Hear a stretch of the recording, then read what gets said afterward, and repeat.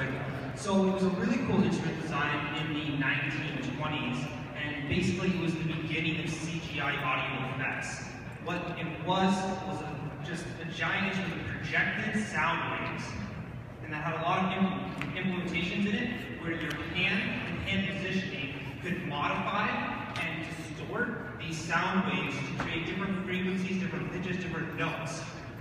So today we call it electric music, distortion, sound effects, CGI, whatever you want to call it. This was the Theremin machine in its origin.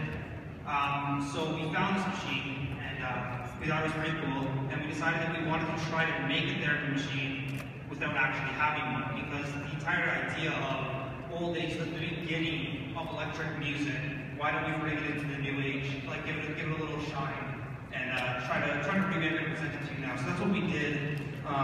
Basically, we used the Kinect, and it maps out your fingers, wrists, joints, elbow, and both your left and your right arm, and it takes those positions, and when you change your hand positions and your wrist positions, it modifies those pitch, those frequencies, the octaves, the tones, and it creates electric music purely based on the physical location and change of your hand. So we would like to demo for you guys now what that is. Also, in the spirit of Halloween, it sounds very spooky, so there's that, which is nice. Do we know if the sound of this system? I don't know, so I'm just going to talk loud. Hopefully you can all hear me. I don't want the mic to get too close when the sound starts coming. So I'm going to set my hands here. So this is bass 0, so volume 0, pitch 0. However, pitch itself is 0, which is mid-octave. I don't know if any of you are musicians or know music at all.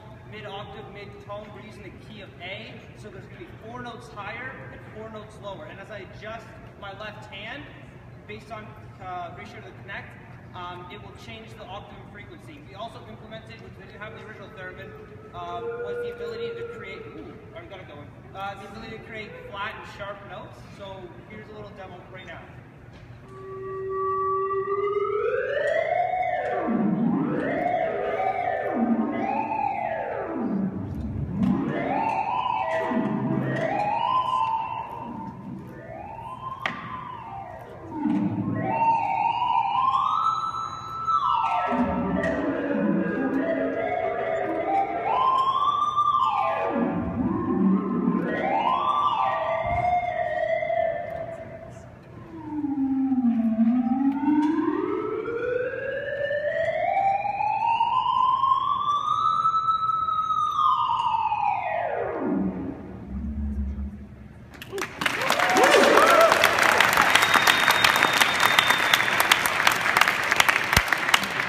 That was sick. All right, Q&A. Yes, questions? Are you trying to play the Star Trek thing? Oh my goodness, yes. And let me tell you, the person that did that, I just hats off to them. Like, his hand moves like a millimeter in this direction, and it's like the perfect pitch. So I'm trying to do this, and I'm like running on 0 sleep, 36 hours awake, and I'm like, my hand's like, and I'm like switching between like the key of A, G sharp, and I'm like, oh, okay, I'm just gonna make some cool noises. So I did that. But yes, I saw them do it. It's really cool. That's actually, if anyone doesn't know, that's what the Star Trek theme song was originally done on Theremin, which is pretty neat. But no, we can do it. Not that good. Congratulations, beautiful demo. And just like the original Theremin, such a fascinating intersection of your kinetic position and the sound that you produce. Tell me a little bit about how you made those sounds. Okay, so what we're doing is we're implementing, so we went on, we found a continuous stream of the key A. And then we implement the key A, it's continuous stream, so we loop it infinitely. We also have a metronome, but we don't like that. So we have an infinite loop with the key A, and we take our hand and we go in, we use Unity, and if anyone knows, we're using Unity 3D for this, with C# scripting. And in the C# scripting, we're basically, as the positional coordinates, we're taking in a 3D vector X, Y, and Z. So as the 3D position of my left hand changes, it's modifying the pitch coordinates. So what it's doing is it's purely just taking the graph of the sound and just messing with it. We had fun with it, right? We tried to model after the original Theremin, but unfortunately in 1920s they didn't have nice C# codes, roasted coffee.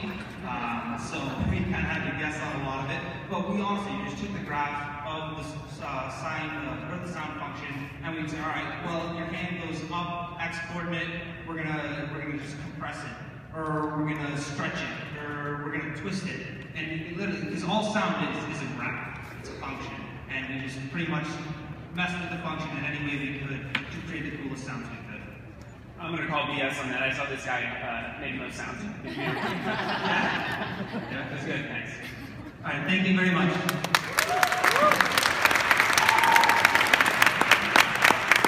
Amazing stuff so far. Just quick, SMS now, the team SMS now, can you please step outside to the lobby over there? All right, give it up for virtual.